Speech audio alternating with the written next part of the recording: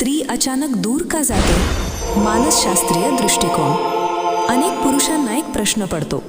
सुरुवातीला खूप जवळ असणारी स्त्री अचानक शांत का होते, दूर का जाते?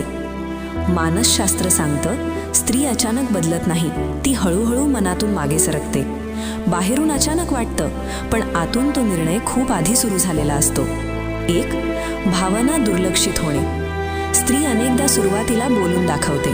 ती सांगते की तिला काय दुखतंय, काय कमी वाटतंय. पण जर तिच्या भावनांना सतत दुर्लक्ष मिळालं तर ती एक वेळ येते जेव्हा बोलणं थांबवते. तेव्हा ती दूर जाऊ लागते. 2. भावनिक सुरक्षितता कमी होणे.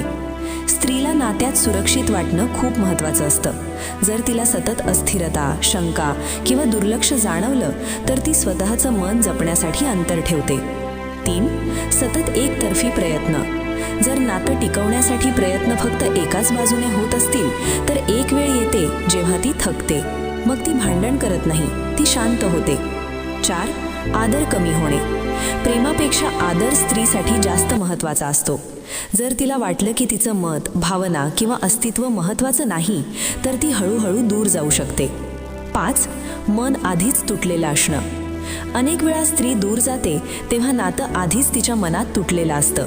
बाहेरून तो निर्णय अचानक वाटतो, पण आतून ती खूप काळ विचार करत असते.